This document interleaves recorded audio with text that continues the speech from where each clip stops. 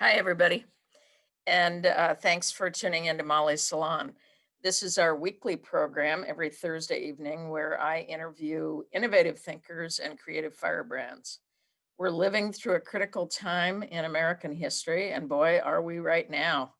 The COVID-19 pandemic and a vital social justice movement led by Black Lives Matter. And here we are talking to you just a few days before the inauguration of Joe Biden. And our guests are a variety of artists and leaders discussing new ideas, how they're coping with the coronavirus and making positive change, as well as showing us glimmers of hope for the future, because that's something that I think we all need right now.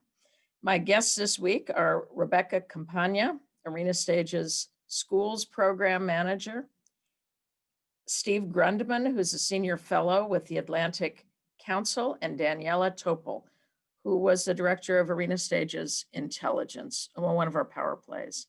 So first up is Rebecca. And Rebecca Campana is in her 17th season at Arena Stage in the community engagement department, where she's the school programs manager, she's the co-camp director, and she's a teaching artist. She manages the DC Ticket Partnership, the theater's ticket program for, there she is, DC public and private charter schools, teaching workshops in dozens of DC schools each year. And Rebecca also directs and devises Theater for Social Change for Arena's Voices of Now program. Becca, oh my God, 17 seasons. I know. It's gone by fast. You still have your beautiful long red hair. Thank you. I hope that sticks around for quite a while. But I was thinking about it. I was thinking about 17 years and I was thinking about how I've really grown up at Arena Stage. You have. You have. And it's been a joy to watch you become an expert in your field. And as an expert in everything that I've seen you do with the young people, with staff members, with whoever you meet, you have this uncanny ability to be able to see into people and take them to their next level. Oh, I So appreciate that. congratulations. Thank It's you. true. It's true. And I'm curious, Rebecca, how are you seeing young people change in those 17 years? How are they different in terms of teaching and training? How have your methods changed with the times? I think that young people are fundamentally the same. They're still brave, they're insightful, they're fun, they're joyous, they're serious, they're passionate. I think what I've really enjoyed seeing is I've enjoyed seeing students become even more outspoken and even more firm in their sense of right, while at the same time being open to other people and other experiences. And I think that I see students continue to be brave about having tough discussions or bringing things to the surface. And, that's really changed over time, what that is over time. But a big thing students are talking about now is the stigma around mental health. And that's a conversation that I've seen grow and change over the last 17 years. So I feel really lucky anytime that I get to spend in conversation with young people. I've seen young people become much more outspoken as well. And their ability to be able to tell the truth about what they see has been so powerful. The students' voices that we're hearing, and everything from the young people from Parkland after the massacre at their theater, when they really moved so powerfully into gun control, and where the young people are in terms of climate change, I mean, and racial justice. It's been incredible.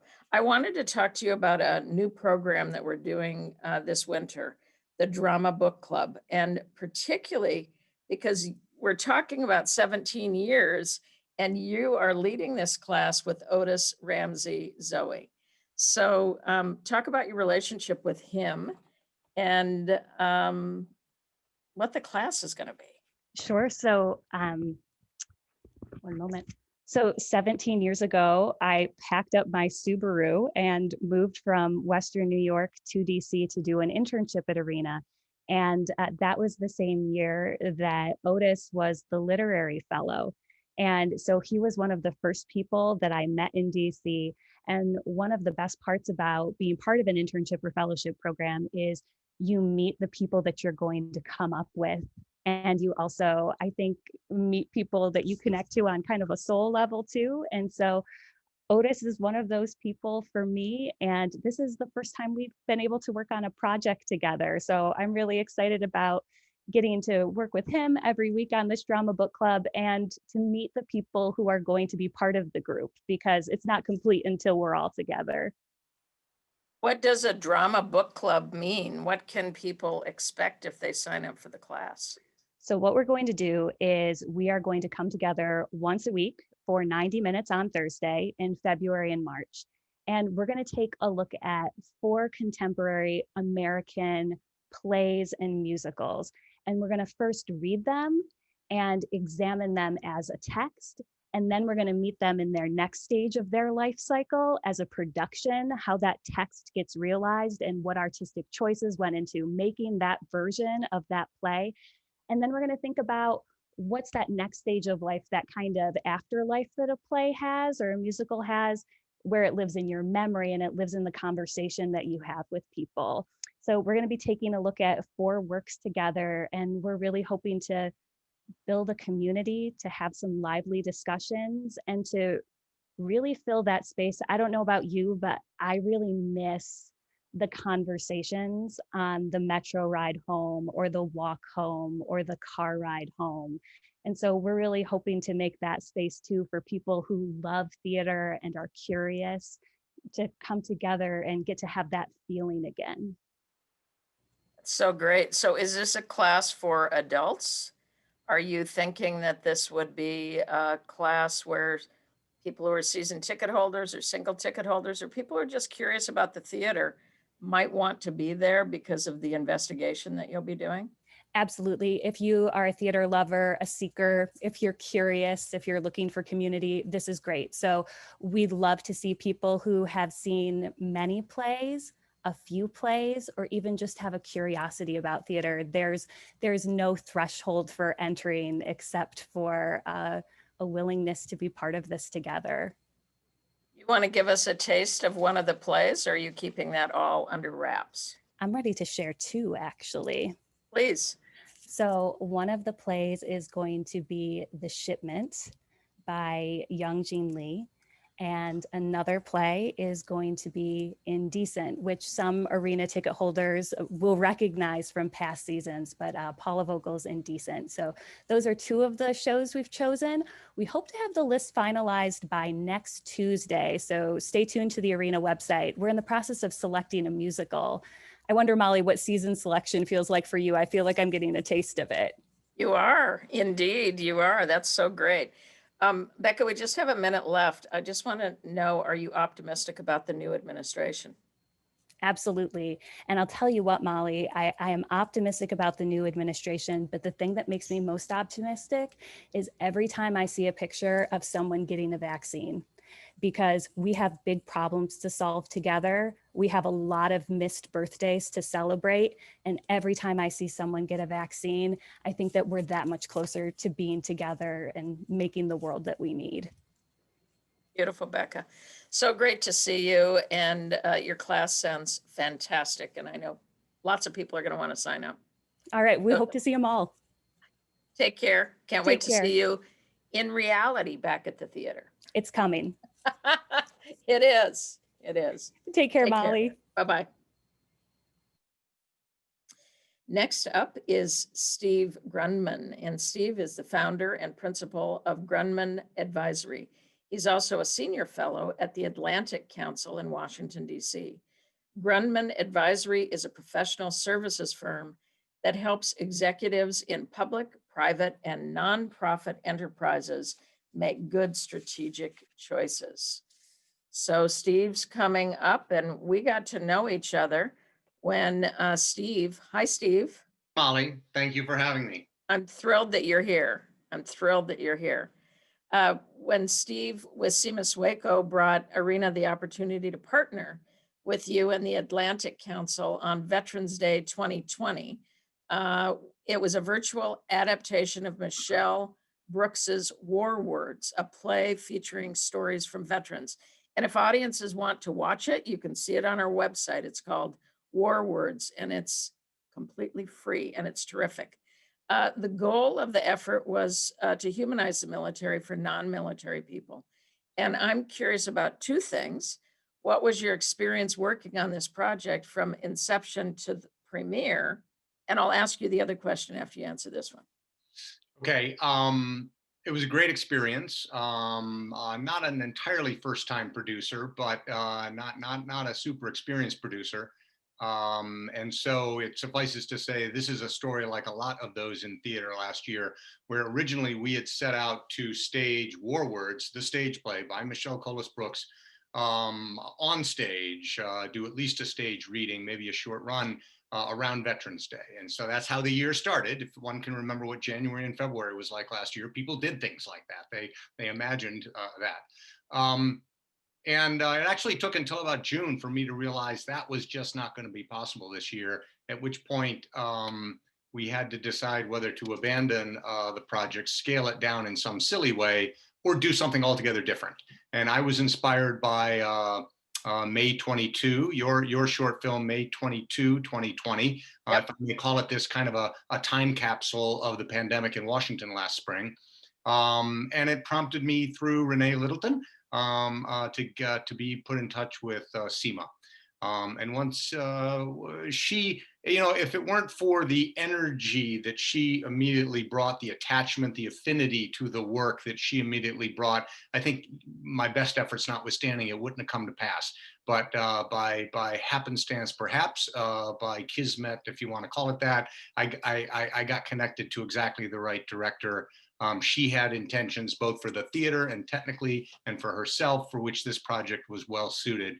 And we made a short film, of which I'm very proud, and I appreciate you encouraging in partnership with Arena. I mean, Arena is central to the whole thing, so there's no happenstance to that that it's on your website. I'm delighted that it is. It should be. You bet. You bet. No, it was a real pleasure watching it come together and such powerful stories. I'm curious, Steve, since you have stepped thus far in, what are your next artistic projects? Well, since you asked, I did just get a mandate, let's call it, from the council. The Atlantic Council is a think tank, a foreign and defense policy think tank around town. Its better branded cousins are the likes of the Brookings Institution and the Center for Strategic and International Studies, for those of you who don't recognize our less well branded entity. I've gotten another mandate from the council to continue employing the arts to enliven and really enlighten thinking about national security affairs, but particularly a mission of better connecting ordinary Americans to American leadership in the world. And so I'm going to make another short film, or I've been asked to. In the middle of the decade just behind us, I was the creator of a project to the council that came to be called cheekily The Art of War. And this was a mashup of artists with the national security establishment. And one of the things we did as part of that project was we curated a volume of short fiction. And there's a short story in that. I'm not going to put my finger on it here and reveal it, but there is a short story in it that I have always thought from the minute I read it would look great on the stage, or under these circumstances, perhaps in a short film. And so I'm enthused to be able to doing that. It shares with Veterans Day 2020 the theme of humanizing soldiers, humanizing warriors, I rather like to refer to it as, and thereby better connecting them to ordinary Americans.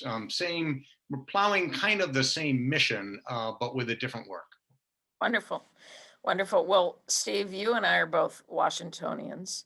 I feel a real pride about Mayor Muriel Bowser and how good she's been with the city, and how wonderful the city has been in terms of following all of her directives. Yeah. She told us to wear masks. We've all been wearing masks.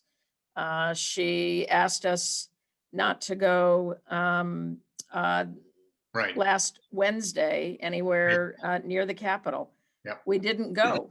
She asked protesters not to go who might have been with the Black Lives Matter movement. Mhm. Um, and we were talking earlier about how this is a story that a lot of people probably aren't thinking about. Yeah. Um, so talk a little bit about that. Well, it certainly has struck me how differently, in several different ways, both for good and ill, perhaps. Last Wednesday's events, last Wednesday's awful events, may have been, if there had been a large turnout in opposition to the president's mob. And that didn't happen. I think not only because the mayor asked them not to, but I also think there was a strategic sense on the part of those who would organize such a thing, that this was not going to be helpful. And so that has struck me. We've talked about how I'm surprised there isn't more observation, reporting, if we want to call it that, about this fact, and how differently things might have been last week, probably on net for the much worse, if there had been that phenomenon. But I agree with you. I think the mayor is doing a great job of leading the city, and the city, all of us who live here, I think, are doing our best, but which is pretty darn good, of handling everything from the pandemic to the social and now political unrest that we are kind of at the center of. I agree with you, and I'm pleased for it. Not the circumstance, but the response. Well, and what's fascinating too, the fact that people haven't really picked up this information, but what people really have picked up on is that the insurrection is an act of white supremacists, Yeah. and that the Black Lives Matter movement almost always fairly peaceful. I Oh, mean, we were out on the streets, right. and the difference between that, the difference between the mask wearing, the taking care of each other. Yes, there were some moments of violence, there were some times of violence, but nothing like this. Yeah. And the way in which the police treated the insurgents that were at the Capitol Right. versus how Native Americans were treated when they were fighting for water rights, Mhm. how African American people were treated within Black Lives Matter. I mean, it's shocking the difference, It truly and is. that has been a big story, which I think is good. Yeah, no, I agree. I also think we should hope to see some artists. Right, we are at the because of the fervor of all of these events, such as you described. That is grist for some great art that I hope we can look forward to over the next decade. Art that works that psychic and social health catharsis, which especially theater, but not only theater, can do for us, and help heal and remedy and instruct on and inform, all those things. I think arts, theater, have a really important role to play in drawing out. Thanks, Steve. I agree with you. You know, usually in the theater, the first plays that are written, like the first plays that were written after the AIDS epidemic or in the middle of it, are Mhm. more informational. Mhm. Yeah, It wasn't for 10 years that we got Angels in America.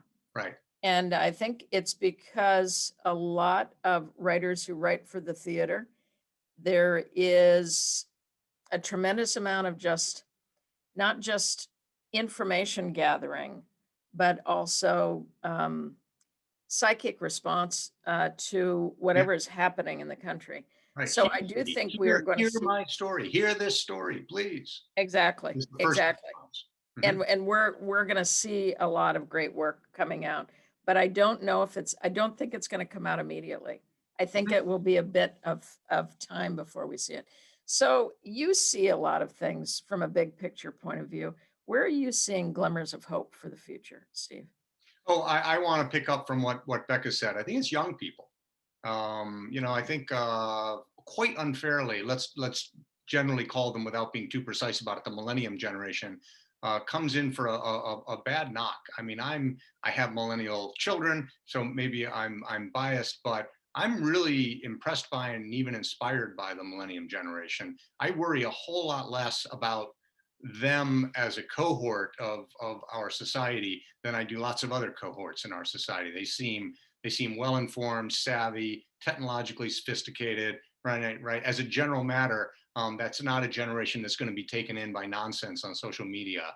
They're super savvy, and as you no doubt have seen at the theater, when you put them on a mission, they're as good as young people tend to be. I mean, I'd like to think when we were young, we had the same energy, and yet I think there's even something special about that generation, partly because they haven't had it easy.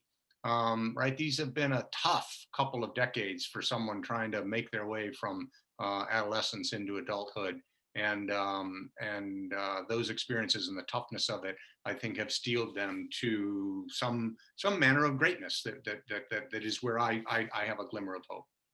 And I completely agree with you, Steve. And thank you so much for the work that you do in being able to connect the arts to the Institute. I mean, it's fantastic, and I can't wait to see what you do next. Okay, So we're gonna thanks so go on. much for coming on. Thank you very much, Molly. Take Thank you. care.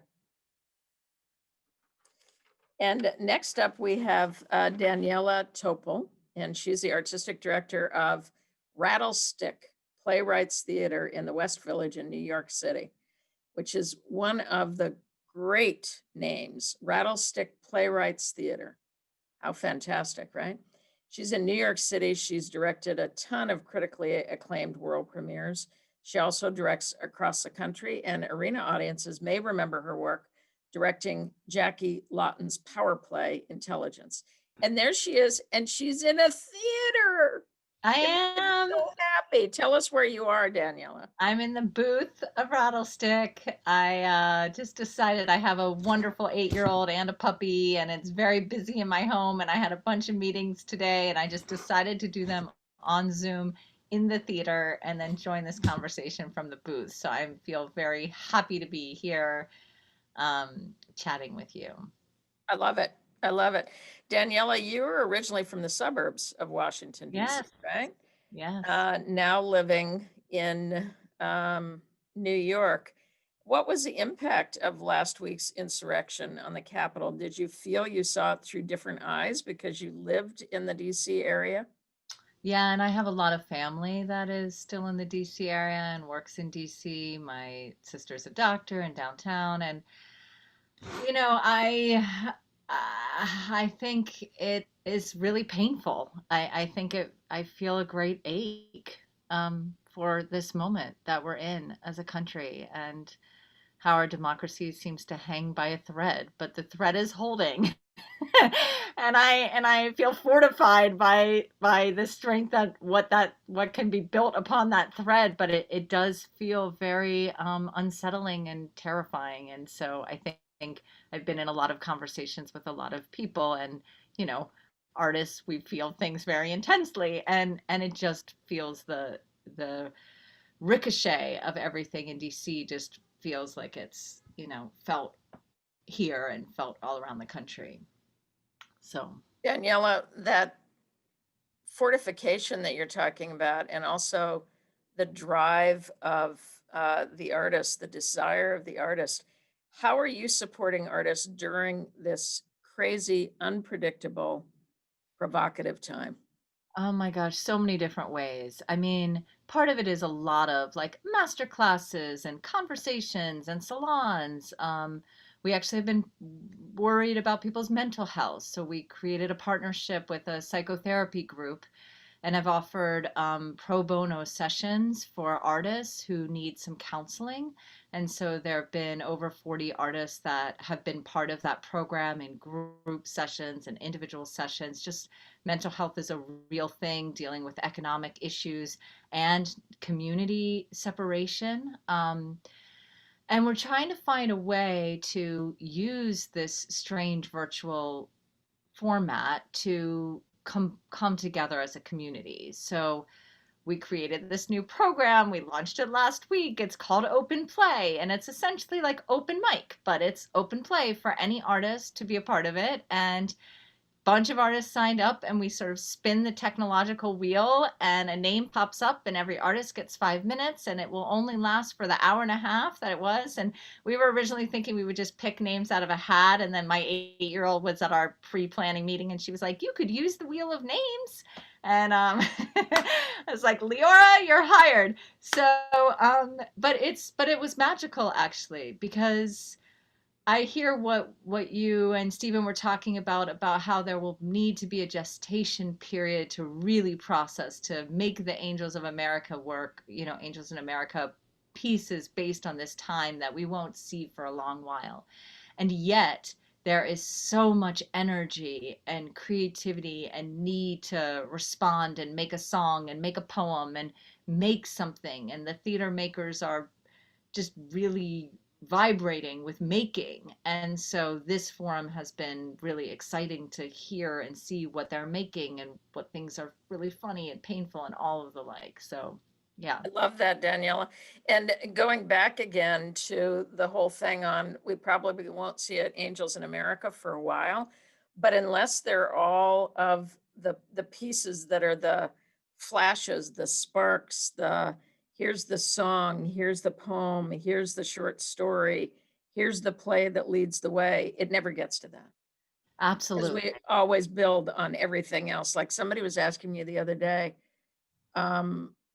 what happens when you fail? And I said, I always, I think of failing up.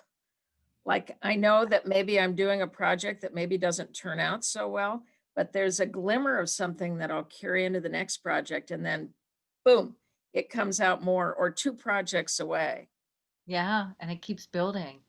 I mean, the very strange thing is that last fall, we were working on a play in New York called Novenas for a Lost Hospital about St. Vincent's Hospital. And it was looking at the impact of the hospital on the village. And it was really formed during an epidemic. It was formed during cholera and in response to cholera. And then it was very pivotal during the AIDS epidemic. And so there was a line in the play that a character asks, which is like, what will we do in another epidemic? And I remember that question hanging out there in October of 2019. And that felt so far away. And it's really not. And we never could have imagined it. And I hope we never get used to this moment, because it's just so strange. And normalizing this is just beyond our comprehension, I think. Yeah. Anytime somebody says when we get back to normal, I'm like, yeah, I actually don't want to get back to normal. I don't even know what that means. Or people that say, well, let's go back and do this like we did before. It's like, no, that's Yeah. not where we are. Let's go forward. Let's go Let's forward. Let's make new models, new ways of doing things. I mean, that's I it. feel so moved talking to you because when I directed Intelligence, I had just begun. And actually, Trump had just become president. And it was 4 years ago. And I just remember having these conversations with you about what it meant to be an artistic director and beginning. And so it's really moving to be 4 years later and a new administration imminently happening, and just what is possible looking forward. And you're doing such an incredible job there. Thank You're you. really doing an incredible job. I read about you in the New York Times. I've sat on some kind of crazy advisory committee for you, which you never asked me to do anything, which I totally appreciated. But just know you can always call me whenever, because I'm a fan, Danielle. Thank you. Thank you so I'm a much. fan. So tell us, what's the glimmer of hope that you have in terms of playwrights or artists or our field? What are you seeing that's making you say, okay, this is going to be good?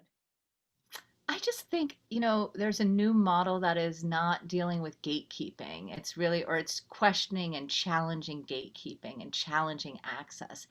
And people are really looking at how to make things on their own, in their own terms, in their own ways. And that, I think, is the glimmer of hope, is actually this sort of let's make the new model together. and let's be absolutely fierce. Let's be more international. This virtual time has really said there can be audiences from all over the place. I mean, I'm imagining making theater live in the West Village, but also streaming and including audiences who don't typically have access to where we are in our location. And so, what does it mean to be relevant and expansive in a new kind of way? How can the art form stretch and be live and also virtual? And that is very interesting question and possible. Hasn't it been, and I love that. I love that, Daniela. Hasn't it been fantastic what we have been able to learn about online work and our ability to be able to talk to people internationally in a whole different way than we were before? Before we had to fly there.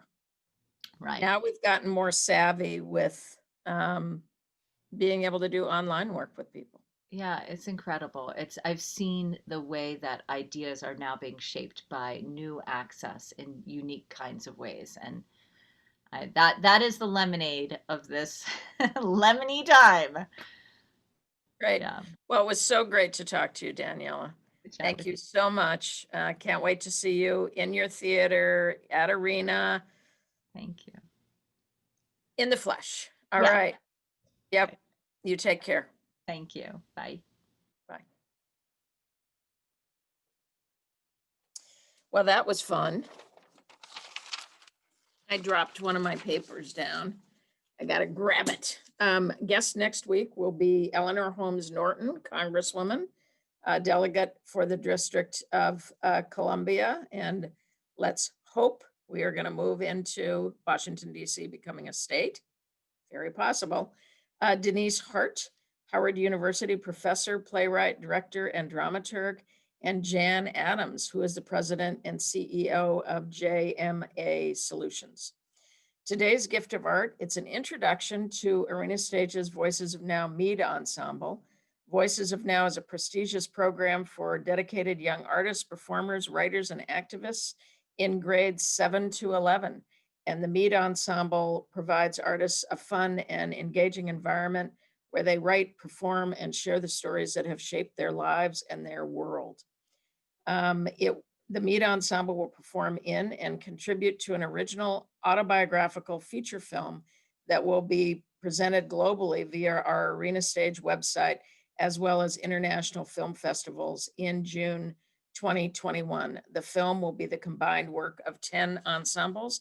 And for people who want to see the first one, go online at Arena Stage and you will see it, Inside Voices, and it is excellent and wonderful to listen to these young artists and to see them produce in the middle of the pandemic. So thanks very much for joining us, and let's go ahead and show the film now.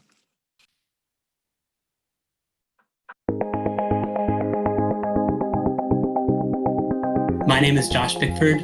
I am one of the directors of the Voices of Now Mead Ensemble. I am Aisha M. Daniels, and this year I'm going to be a co-director for the Mead Ensemble.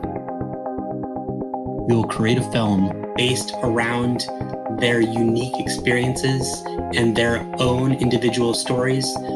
I'm so excited to help artists develop those stories. Join the Mead Ensemble to be a part of a group that honors, respects your talent, your artistry, and your time. So you should just jump on board and come join us. And be a part of this fabulous experience. Love to see you there.